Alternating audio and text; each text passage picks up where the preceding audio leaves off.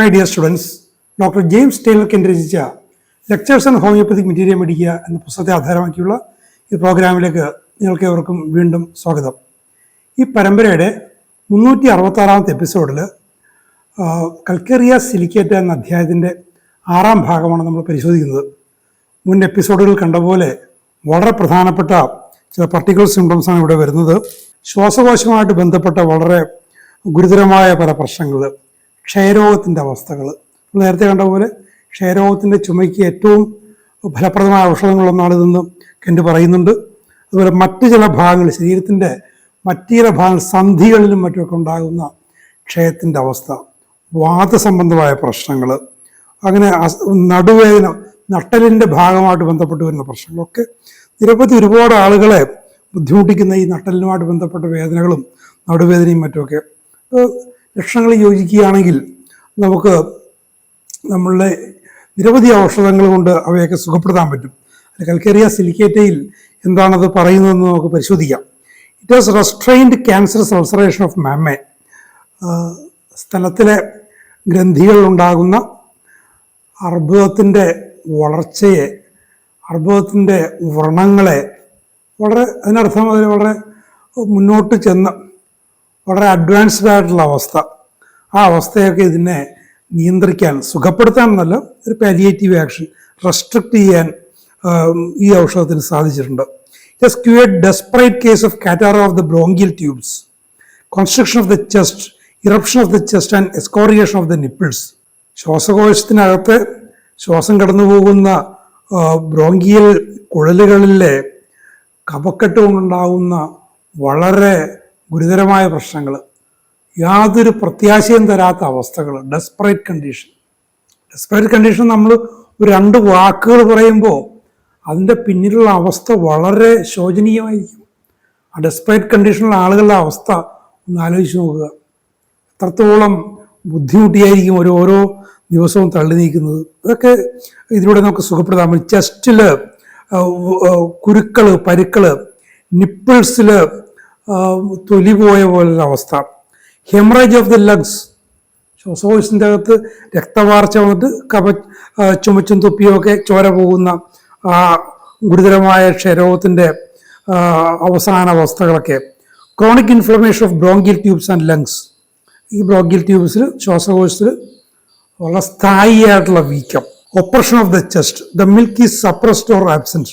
ഒരു അമ്മയെ സംബന്ധിച്ചിടത്തോളം പാല് കൊടുക്കാൻ പറ്റുന്നില്ല, കുഞ്ഞിന് പാല് കൊടുക്കാൻ പറ്റുന്നില്ല, പാലില്ല, അല്ലെങ്കിൽ പാല് വന്നിരുന്നത് എന്തൊക്കെയോ ചികിത്സയുടെ കാരണങ്ങളാലോ മറ്റു രോഗാവസ്ഥകളാലോ അത് പെട്ടെന്ന് ഇല്ലാതാവുന്നു. പെയിൻ ഇൻ ബോത്ത് ലങ്സ്, 2 ശ്വാസകോശങ്ങളിലും വേദന. Pain chest during cough on inspiration, on deep breathing, ശ്വാസം കഴിക്കുമ്പോൾ, ചുമക്കുമ്പോൾ, ആഴത്തിൽ ശ്വാസം എടുക്കുമ്പോഴൊക്കെ ശ്വാസകോശത്തിൽ വേദന. Pain in the side of the chest, നെഞ്ചിൻ്റെ 2 വശത്തും വേദന.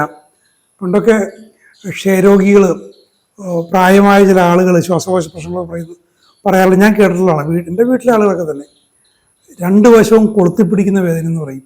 ശ്വാസം കഴിക്കുമ്പോൾ 2 വശവും, അതാണ് ഈ പറയുന്നത് both sides of the lungs. അത്തരം അവസ്ഥകളൊക്കെ ശരിയായ രീതിയിൽ നമ്മൾ കേസ് എടുത്തു കഴിഞ്ഞാൽ സുഖപ്പെടുത്താവുന്നേ ഉള്ളൂ. The pains in the chest are burning, pressing, soreness, stitching and rawness in the chest. നെഞ്ചിലെ വേദനകളും എല്ലാത്തരം വേദന ഉണ്ട്. അതിൽ പ്രസ്സിങ് എന്നുള്ളത് ഇറ്റാലിക്സിലാണ്. ഞെക്കുന്ന പോലുള്ള വേദന, കുത്തുന്ന പോലെ, തൊലി പോയതുപോലെ, നൊമ്പരം ഒക്കെ ഉണ്ട്. Palpitation of the heart at night after eating, from exertion and even from slight motion. നെഞ്ചിടിപ്പ് കൂടുന്നു അറ്റ് നൈറ്റ് ഇറ്റാലിക്സിലാണ്, രാത്രിയിൽ. ആഹാരം കഴിച്ച ശേഷം പല പ്രശ്നങ്ങൾ ഈ ഔഷധത്തെ കൂടുന്നതായിട്ട് നമുക്കറിയാം. ഫ്രം എക്സേർഷൻ, ചെറിയൊരു അധ്വാനം കൊണ്ട്, and even from slight motion, ചെറുതായിട്ട് അങ്ങോട്ടേക്ക് നടന്നാൽ മതി, രാത്രിയിലെ ഈ നെഞ്ചിടിപ്പ് വർദ്ധിക്കുന്നു. Perspiration all over the chest, നെഞ്ചിൽ മുഴുവൻ വല്ലാതെ വിയർക്കുന്നു. തൈസിക്കൽ കണ്ടീഷൻസ്, ക്ഷയരോഗവുമായിട്ട് ബന്ധപ്പെട്ട അവസ്ഥകൾ പലതും വരുന്നുണ്ട്. നമ്മൾ ഈ കണ്ട ലക്ഷണങ്ങളൊക്കെ തന്നെ അതിൻ്റെ തന്നെയാണ്. Extreme weakness of the chest, നെഞ്ച് അങ്ങേയറ്റം ക്ഷീണിതമായിരിക്കുന്നു. The back feels cold and there is sensation of coldness in back of neck and sacrum. അപ്പോൾ പിൻഭാഗത്ത് തണുപ്പിൻ്റെ ഒരു അനുഭവം, നട്ടലുമായിട്ട് ബന്ധപ്പെട്ട് തണുപ്പിൻ്റെ ഒരു അനുഭവമുണ്ട്. കഴുത്തിൻ്റെ പിൻഭാഗത്ത്, ഇടുപ്പലിൻ്റെ ഭാഗത്തൊക്കെ അങ്ങനെ ഒരു തണുപ്പിൻ്റെ അനുഭവമുണ്ട്. Eruptions on the cervical region, pimples and pustules. അപ്പോൾ കാലിൻ്റെ ഒടുവിൽ അവിടെ കുരുക്കൾ, പരുക്കൾ, പഴുപ്പുള്ള കുരുക്കളൊക്കെ അവിടെ വരുന്നുണ്ട്. ഇച്ചിങ് ഓഫ് ദ ബാക്ക്, പിൻഭാഗത്ത് ചൊറിച്ചിൽ, മുതുകിൻ്റെ ഭാഗത്ത് ചൊറിച്ചിൽ. Much pain in the back, ഇറ്റാലിക്സിലാണ്. മുതുകുവേദന അല്ലെങ്കിൽ നടുവേദന എന്നൊക്കെ പറയുന്നത് വളരെ കഠിനമായ അവസ്ഥയിലുണ്ട്, വളരെ മാർക്ക്ഡ് കണ്ടീഷനാണത്. എസ്പെഷ്യലി അറ്റ് നൈറ്റ്, രാത്രിയിൽ അറ്റ് നൈറ്റ് ഇറ്റാലിക്സിലാണ്. Pain in back during menses, ആർത്തവത്തിൻ്റെ സമയത്ത് നടുവേദന. On motion rising from sitting and while sitting, ആർത്തവ സംബന്ധമായ നടുവേദന നടക്കുമ്പോൾ, ഇരുന്നിടന്ന് എഴുന്നേൽക്കുമ്പോൾ, ഇരിക്കുമ്പോഴൊക്കെ ഉണ്ട്. ഒത്തിരി ആളുകളെ ബുദ്ധിമുട്ടിക്കുന്ന പ്രശ്നങ്ങളാണത്. Pain in the cervical region, scapula and in the spine between the scapulae, pain in lumbar region while rising from the seat, pain in coccyx. ചുരുക്കി പറഞ്ഞാൽ തോളിൻ്റെ അവിടെ നിന്ന് താഴേക്ക്, തോളം മുതൽ തന്നെ എല്ലാത്തരം വേദനകളുണ്ട്. രണ്ട് തോളുകൾക്കിടയിൽ, നേരത്തെ കഴുത്തിൻ്റെ പിൻഭാഗത്ത് പറഞ്ഞു, നടുവിൻ്റെ താഴെയുള്ള ഭാഗത്ത് ഒക്കെ ഏറ്റവും അടിയിൽ, നട്ടലിൻ്റെ ഏറ്റവും അടിയിൽ, ആ മൂട് എന്നൊക്കെ പറയുന്ന അവസ്ഥയിലൊക്കെ ഉണ്ട്. ഇരിക്കുന്നിടത്ത് എഴുന്നേൽക്കുമ്പോൾ ഒക്കെ ഉള്ള വേദനകൾ. Hard aching in the back in lumbar region when rising from a seat, അവിടെയും നടുവിൻ്റെ താഴ്ഭാഗത്ത് കഠിനമായ വേദന, ഇരുന്നിടത്ത് എഴുന്നേൽക്കുമ്പോൾ. ഇടുപ്പലിൻ്റെ ഭാഗത്ത് വേദന. Drawing pain in the lumbar region, pressing pain in the lumbar region. അപ്പോൾ ആ മേഖലയിൽ, നടുവിന് താഴെയുള്ള മേഖലയിൽ എല്ലാ തരത്തിലുള്ള വേദനകളുണ്ട്. The spine is sore to touch in many places, നട്ടലിൻ്റെ പല ഭാഗത്തും സ്പർശിക്കുമ്പോൾ തന്നെ, ഇപ്പോൾ ചാരിയിരിക്കുമ്പോഴൊക്കെ വല്ലാതെ നൊമ്പരം. Tearing pain in the cervical region, ആ സെർവിക്കൽ റീജിയനിൽ വലിച്ചു കീറുന്നുള്ള വേദന. Scapulae, lumbar region and sacrum. ചുരുക്കി പറഞ്ഞാൽ നടുമായിട്ട് ബന്ധപ്പെട്ട് കഴുത്ത് മുതൽ ഏറ്റവും അടിഭാഗം വരെ പലതരത്തിലുള്ള വേദന ഉണ്ടെന്ന് അർത്ഥം. Tearing pains in the cervical region, perspiration on the back, worse on the back of the neck. പിൻഭാഗം, മുതുക് വിയർക്കുന്നുണ്ട്, കഴുത്തിൻ്റെ പിൻഭാഗത്തുള്ള വിയർപ്പാണ് കൂടുതൽ. Stiffness of the back, especially of the cervical region, stiff neck. അപ്പോൾ പിൻഭാഗത്ത് ഉറച്ചു പോയ പോലെ, കട്ടിയായിട്ട് നിൽക്കുന്ന പോലെ, ചലിപ്പിക്കാൻ പ്രയാസം. ആ സെർവിക്കൽ റീജിയനിൽ, ഇടുപ്പിൻ്റെ ഭാഗത്ത് ഒക്കെ, അതെല്ലാം ഇറ്റാലിക്സിലാണോ. ഈ സ്റ്റിഫ്നെസ്സുമായിട്ട് ബന്ധപ്പെട്ട് എല്ലാം ഇറ്റാലിക്സാണ്. കഴുത്ത് അനക്കാൻ പറ്റുന്നില്ല, അത് ഇടുപ്പിൻ്റെ ഭാഗം അനക്കാൻ പറ്റുന്നില്ല. അപ്പോൾ അതെല്ലാം ഇറ്റാലിക്സിലാണ് കൊടുത്തിരിക്കുന്നത്. വളരെ ശ്രദ്ധേയമായ തോതിൽ ഈ ഔഷധത്തിലുണ്ട്. Tension in the cervical region, ഇടുപ്പിൻ്റെ ഭാഗത്ത് വല്ലാത്തൊരു വലിച്ചിൽ. വീക്ക്നെസ് ഓഫ് ദ ബാക്ക്, പിൻഭാഗത്ത്, മുതുഭാഗത്ത് ക്ഷീണം, അത് ഇറ്റാലിക്സിലാണ്. Weakness of the lumbar region, നടുവിന് താഴെയുള്ള ഭാഗത്തും ക്ഷീണം. It's a remedy for the gouty nodosities of the fingers, വിരലുകളിൽ വാദസംബന്ധമായിട്ട് ഇങ്ങനെ മുഴകളൊക്കെ വരില്ലേ. പണ്ടൊക്കെ ഈ ക്ഷയരോഗികളിലും അങ്ങനെയുള്ള ആളുകൾ, കുട്ടികളിലും ഞാൻ കണ്ടിട്ടുണ്ട് ഈ വിരലിൻ്റെ സന്ധികളൊക്കെ ഇങ്ങനെ മുഴച്ചിരിക്കുന്ന അവസ്ഥ. എൻ്റെ കൂടെ പഠിച്ചൊരു കുട്ടി ഉണ്ടായിരുന്നു. അവൻ്റെ വീട്ടിൽ അപ്പനും അവൻ്റെ മുത്തശ്ശനും ഒക്കെ ഈ ക്ഷയരോഗം ഉണ്ടായിരുന്ന അവസ്ഥ ഞാനിപ്പോഴും ഓർക്കുന്നുണ്ട്. വിരലൊക്കെ ഇങ്ങനെ അതിൻ്റെ ആകൃതി കെട്ട് സന്ധികളിലൊക്കെ മുഴകളൊക്കെ ആയിട്ടിരിക്കുന്ന ഒരവസ്ഥ. അപ്പോൾ അത്തരം അവസ്ഥ ഈ ഔഷധം കവർ ചെയ്യുന്നുണ്ട്. ഓക്വേർഡ്നെസ് ഓഫ് ദ ലിംസ്, കൈയാളുകളിലൊക്കെ ഒരു വല്ലായ്മ, ശരിയായ രീതിയിൽ നടക്കാനും പ്രയോഗിക്കാനും സാധനങ്ങൾ എടുക്കാനൊക്കെ പ്രയാസം. കാരീസ് ഓഫ് ദ ബോൺ, അസ്ഥികളിൽ പോട്, വ്രണം. ചാപ്ഡ് ഹാൻഡ്സ്, കൈകൾ വരണ്ട് വിണ്ടുകീറിയിരിക്കുന്നൊരവസ്ഥ. ഇത് ബുദ്ധിമുട്ടൊക്കെ ആയിരിക്കും അവരനുഭവിക്കുന്നത്. ഒരു ആഹാരം കഴിക്കാൻ, എന്തെങ്കിലും ജോലി ചെയ്യാൻ, മറ്റുള്ള മുന്നിൽ പ്രത്യക്ഷപ്പെടാനൊക്കെ എന്ത് പ്രയാസമായിരിക്കും ഉണ്ടാകുന്നത്. ക്രോണിക് ജോക്കിംഗ് ഓഫ് മസിൽസ്, പേശികളിൽ ഇങ്ങനെ പെട്ടെന്ന് വലിച്ചു പോച്ചൽ പോലെ വിറയൽ പോലെയൊക്കെ, അത് സ്ഥായിയായിട്ടുള്ള പ്രശ്നം. Coldness of all the limbs, കൈകളിലൊക്കെ തണുപ്പ്. Hands, palms, lower limbs, legs, feet, capital letters. അപ്പോൾ ഈ തണുപ്പിൻ്റെ അനുഭവം കൈകാലുകളിലുള്ളതിൽ കാലിലും കാൽപാദങ്ങളിലും വളരെ ശക്തമായിട്ടുണ്ട്. ഈവനിങ് ആൻഡ് നൈറ്റ്, അത് ഇറ്റാലിക്സിലാണ്. രാത്രിയിൽ സന്ധ്യയ്ക്കൊക്കെ അത് വർദ്ധിക്കും. Contractions of the tendons of hands and fingers, കൈകളുടെയും വിരലുകളുടെയും പേശി തന്തുക്കളിൽ വലിച്ചു കോച്ചൽ. Many corns, painful, sore and stinging, പല സമയത്ത് ഇങ്ങനെ മുള്ളു പോലെ ശരീരത്തിൽ ഇങ്ങനെ കാരമുള്ള, അങ്ങനെ പല പേരുകളും പ്രാദേശികമായിട്ട് പറയും. കോൺസ് വരുന്നു, അത് കുത്തുന്ന വേദന, നൊമ്പരമൊക്കെ അതിനുണ്ട്. ക്രാക്ക്ഡ് ഹാൻഡ്സ് ആൻഡ് ഫിംഗേഴ്സ് ഉണ്ടോ, കൈകളിലും വിരലുകളിലും വിണ്ടുകീറിയ അവസ്ഥ. ഇതൊക്കെ മാറാരോഗങ്ങളും മറ്റുമൊക്കെ ആയിട്ട് ഞാൻ ഇതൊക്കെ വായിച്ചുകൊണ്ടിരിക്കുന്ന സമയത്ത് പത്രത്തിൽ കണ്ടായിരുന്നു. ഒരു വാർത്ത. പക്ഷെ അത് അവ്യക്തമായിട്ടുള്ള വാർത്തയായിരുന്നു. ആ സ്ഥലം എനിക്ക് ലൊക്കേറ്റ് ചെയ്യാൻ പറ്റില്ല. ചിത്രമൊക്കെ ഉണ്ടെങ്കിലും വളരെ വിഷമം തോന്നി. ഒരു ചെറുപ്പക്കാരൻ്റെ ആയിരുന്നു അത്. ഞാനത് ഒരു വ്യക്തത കിട്ടിയിരുന്നെങ്കിൽ അന്നെനിക്ക് പത്രപ്രവർത്തനമായിട്ട് ബന്ധമൊന്നുമില്ല. ഉണ്ടായത് എങ്ങനെയും ഞാൻ അന്വേഷിച്ചു പോയി. അവർ എന്തായോ ആവോ. അപ്പോൾ നമ്മൾ നിരവധി ഔഷധങ്ങൾ അത് കവർ ചെയ്യുന്നുണ്ട്. നമ്മൾ കൃത്യമായിട്ട് കേസെടുത്ത് വളരെ ഹോമിയോപ്പതിക്കായിട്ട് അതിനെ സമീപിച്ചു കഴിഞ്ഞാൽ അതൊക്കെ നമുക്ക് മാറ്റാവുന്നുള്ളൂ, പ്രത്യേകിച്ചും ചെറുപ്പക്കാരിലും മറ്റുമൊക്കെ. Cramps in hands, lower limbs, calves, feet, soles, toes. അപ്പോൾ കൈകളിൽ, കാലുകളിൽ ഒക്കെ, കൈപ്പത്തിയിലൊക്കെ, വിരലുകൾ, കാലുവിരലിലൊക്കെ വലിച്ചു കോച്ചലുണ്ട്. അതിൽ കാൽസ്, ഫീറ്റ്, സോൾസ്, ടോസ് ഇറ്റാലിക്സിലാണ്. Eruptions, vesicles, boils on the upper limbs. കൈകളിൽ എല്ലാത്തരം വ്രണങ്ങൾ, കുരുക്കൾ, പരിക്കളൊക്കെ ഉണ്ട്. Vesicles on upper limbs and fingers. വിരലുകൾ. Eruptions on lower limbs, itching, pimples.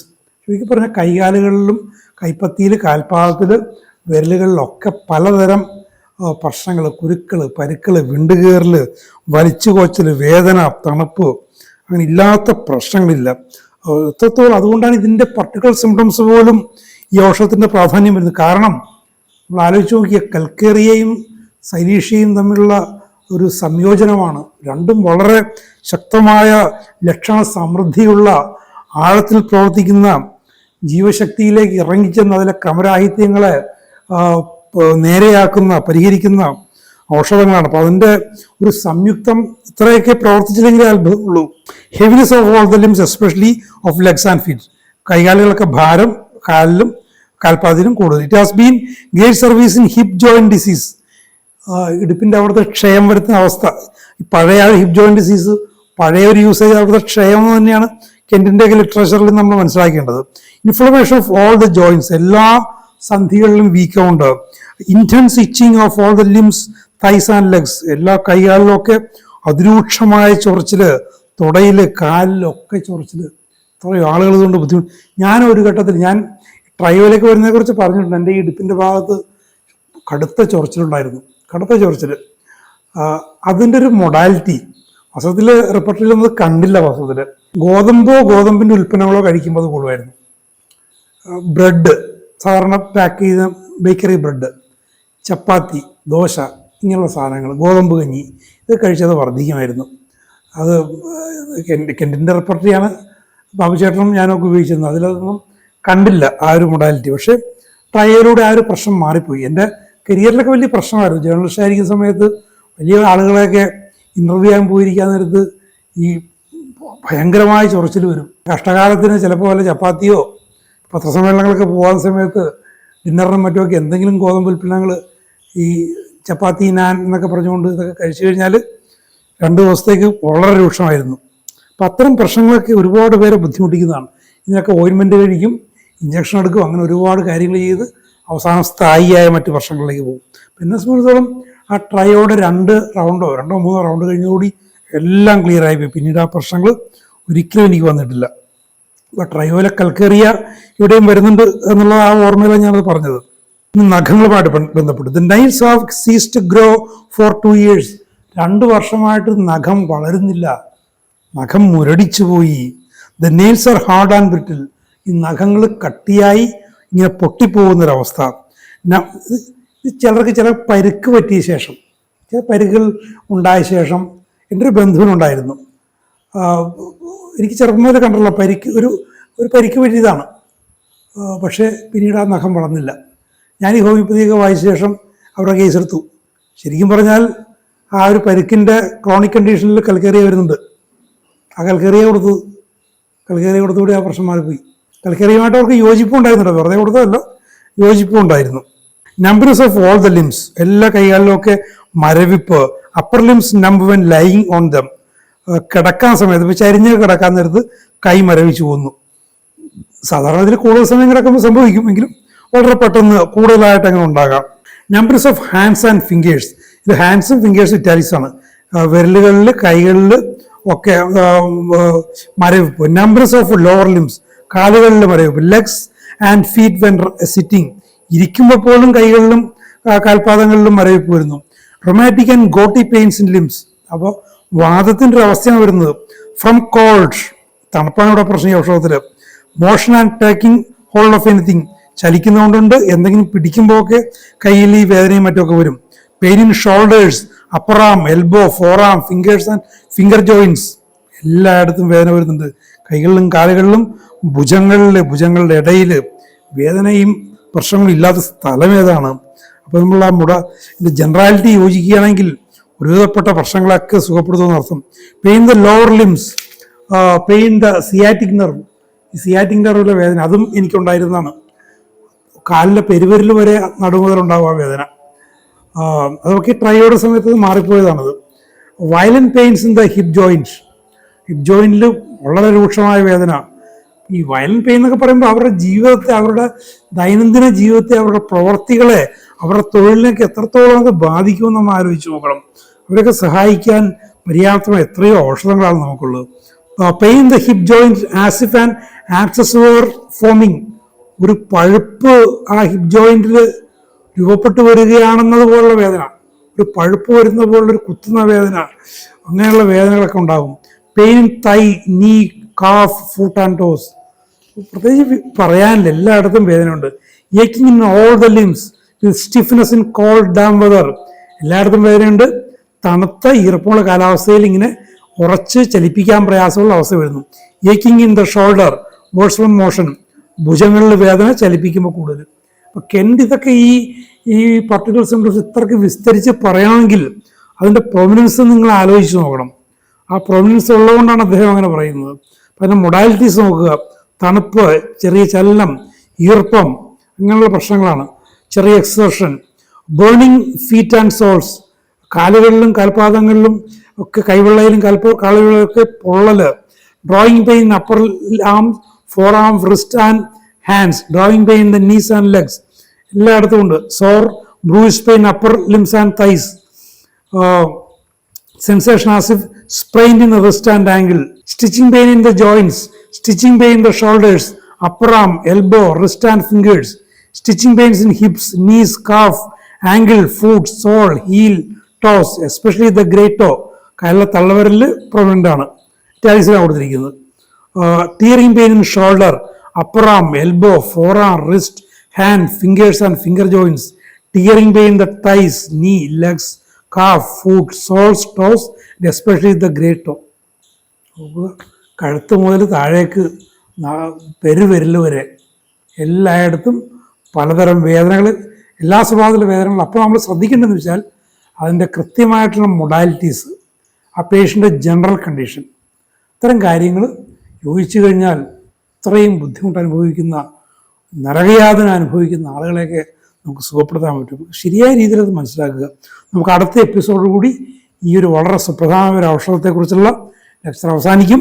Thank you very much for watching.